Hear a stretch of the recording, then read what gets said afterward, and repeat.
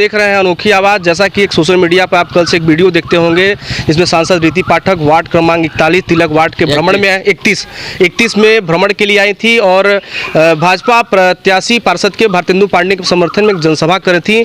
और ये वही शख्स हैं जिन्होंने वहाँ उनका विरोध किया था और अपनी बात रखी थी। क्या ऐसा वो बोली, क्या ऐसा हुआ कि आप मुखर हो गए? और पहले तो हमारे इस टोला वालों को सूचना नहीं था, गिने चुने लोगों को रहा होगा तो उसकी जानकारी मुझे नहीं है। मुझे गुप्त रूप से पता चला कि सांसद जी आ रही हैं, जबकि हवा उड़ाया गया था कि 30 तारीख को आ रही हैं। मुझे गुप्त रूप से पता चला कि सांसद जी अभी जो है कि 4 बजे पहुंच रही हैं। मैं वहां गया, तो जब वहाँ गया तो सांसद पहले जो है कि वहाँ के जो है कुछ बजरंग दल के भी लोग थे, उन्होंने अपना सब भाषण वगैरह दिए। तब तक मैं सांसद महोदया जी आ गई। जब वो भाषण दे करके जैसे ही बैठने वाली थी, मैंने कहा बहुत ही शालीनता से, उस वीडियो में भी दिखा होगा, मैंने कई ऐसा तथ्य नहीं रखा किया आपने। हाँ, मैंने पूछा कि दीदी मैं आपसे एक प्रश्न पूछना चाहता हूं। तो उन्होंने कहा अभी नहीं, बैठो। मैंने कहा दीदी बस 1 मिनट। तो बोली कि हमारा कार्यक्रम, हालांकि वो सभा छोड़ के मतलब कार्यक्रम खत्म होने के बाद जा रही थी। हाँ, नहीं, ये उसके बाद की बात है। उस समय उन्होंने कहा कि कार्यक्रम होने दीजिए, इसके बाद आपको मौका दिया जाएगा। फिर इसके बाद जब कार्यक्रम खत्म हुआ तो ये हुआ कि हम बोले कि दीदी हम बोलना चाहते हैं, हमारी भी बात समस्याएं सुन लीजिए। तो उन्होंने कहा कि समापन किया जाए। हम बोले नहीं, हमारी समस्या सुना जाए, इसके बाद समापन किया जाए। तो फिर हमने कहा कि दीदी जो है कि सागर बैठक में हमारे उपभोक्ता संगठन के साथ एक बैठक हुआ था, जिसमें बहुत ही आदरणीय लोग वहां पर आए हुए थे, गणमान्य लोग। वहां पर आपने स्वयं अपने मुखारविंद से ये वचन बोला था कि हर 3 महीने में जनता की समस्या को मैं सुनने आऊंगी और उनके समस्याओं को समाधान भी करूंगी।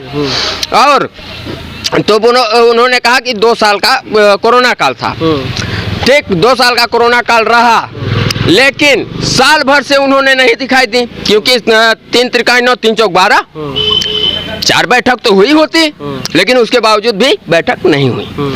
अब फिर इसके बाद मैंने वो उठ के जाने लगी। फिर उनके पीछे मैं दौड़ के जाने लगा और अपनी समस्याओं को गिनाने लगा, क्योंकि वो जा रही थी, इसलिए मैंने जल्दी जल्दी में अपने प्रश्न करते गया। प्रश्न मैंने पहले ये किया कि हमारे यहाँ स्मशान घाट नहीं है। मैं हमारे यहाँ के सूल के समान नोकदार कांटे हैं, आप चल के प्रत्यक्ष देख सकते हैं अभी भी। वहाँ लोग नंगे पैर कंधे पर लेकर के स्मशान घाट जाते हैं मुर्दे को। आज तक स्मशान घाट नहीं बना, ना ही जाने का कोई वहाँ पगडंडी रास्ता ही है। और फिर इसके बाद मैंने कहा कि यहाँ प्राथमिक उपचार स्वास्थ्य केंद्र नहीं है, जबकि पूरे सिंगरौली के 45 वार्ड में आप गिनती करें तो हर रही 31 वार्ड को छोड़ के बाकी सभी में है।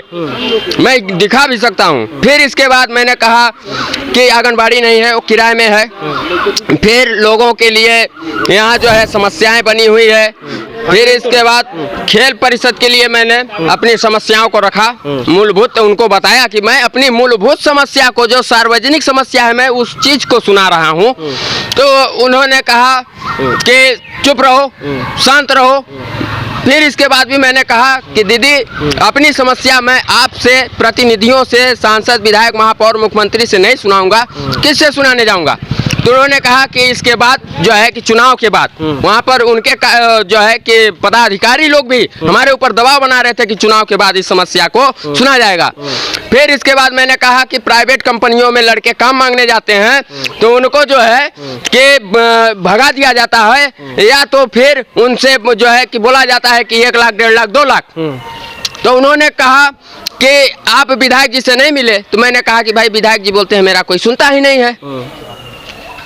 तो जब सुनता ही नहीं है तो अपनी समस्या मैं विधायक जी को क्या सुनाऊं? जब उनका कोई नहीं सुनता है तो मैं सांसद जी को ही ना सुनाऊंगा, क्योंकि उनके ऊपर तो आप ही हैं, आपके ऊपर मुख्यमंत्री जी हैं। और मोदी जी इस तथ्य को प्रत्यक्ष अपने मन की बात में बोले हैं कि अगर मैं कहीं गलती कर रहा हूं तो जनता को खुल के इसका विरोध करना चाहिए, ताकि ये दृश्य मेरे सामने आए और मैं इस समस्या का समाधान कर सकूं। और मैंने दीदी को भी दिखाया कि देख लीजिए, आप चुनाव प्रचार में आई हुई हैं, आप जहां खड़ी हैं वहां रोड के दोनों साइड नाली नहीं है और पोरसा भर पानी जमा हुआ है। यही विकास है। रही रोड और लाइट की बात, तो रोड हमको जो है CSR फंड NTPC दी है, और लाइट भी जो है खंभा हो। क्या बोली आगे? वो कुछ नहीं बोली कि ठीक है तुम हमारे छोटे भाई हो और लगे रहो, वोट दोगे ना। ये जो है कि अब नए सिरे से इसको जो है कि सत्ता में लाओ और माफ करो, और जो है कि हम आप सबके समस्या को सुनूंगी। हमने भाई वहाँ पर सभी उनके कार्यकर्ता हावी हो गए, मैं शांत हो गया। वो वहाँ बोले, लेकिन आप उनके बातों कितना सहमत है? मैं एक पैसे का भी सहमत नहीं हूँ। जब वो सागर होटल में बोलू अपने विषय तथ्य बातों पर जब मुखर गई तो मैं क्या भरोसा और विश्वास करूँ? क्या करने वाले हैं आगे? तमाम अभी देख रहे थे, हमारे युवा एक काम करेंगे, अपना आधार कार्ड, पैन कार्ड और वोटर आईडी कार्ड जितने यहाँ के बेरोजगार युवा हैं ले जाके कलेक्टेड में दे देंगे कि हम लोगों को या तो घुसपैठिया घोषित कर दिया जाए या तो रोजगार का व्यवस्था कर दिया जाए। क्योंकि हमारे बाप जमीन बेच के पढ़ाते हैं, घर गिरवी रख के पढ़ाते हैं, घर का जेवर ले आके गिरवी रखते हैं ताकि हमारा बच्चा बाहर में उसको शिक्षा में कोई असुविधाएं न आए। लेकिन उसके बाद जब हम लोग घर पर आते हैं तो घर के लोग कहते हैं कि हम तो तुम्हारे लिए सब समर्पित कर दिए, अब रोजगार कहाँ से हम पैदा करके लाएं? तो हम लोग क्या करें? और यही बेरोजगारी का कारण है कि लड़के अनेकों प्रकार के नशा जो है नशा कर रहे हैं, क्योंकि टेंशन में मानसिक ग्रसित रोगों से। और इन लोगों को एक धंधा हो गया है कि सत्ता में आओ और जो है नशीले पदार्थों का खुलेआम धंधा करवाओ और बेरोजगार अपना घर बेच के, हड़िया बर्तन बेच के, भड़वा बर्तन बेच के नशा करें, मर जाएं। उनको वोट से मतलब है। इसीलिए हम अपने सभी युवाओं को एकत्रित करेंगे और चुनाव के बाद पैन कार्ड, आधार कार्ड, वोटर आईडी कार्ड ले करके कलेक्टर साहब को सौंपने वाले हैं। क्या नाम है आपका? मेरा नाम शास्त्री संदीप पांडे, तिलक वार्ड क्रमांक नंबर 31, हरनई पूर्व। तो ये आप सुने थे संदीप पांडे शास्त्री, जो कल एक सभा थी, मैंने पहले ही बताया कि जो सभा थी कल 31 में तिलक में, वहाँ पे ये सांसद से बातचीत की और तमाम उस पूरे बातचीत का जड़ क्या था, ये करने के लिए अपनी ये बात रखे। तमाम खबरों के लिए आप देखते रहिए अनोखी आवाज़।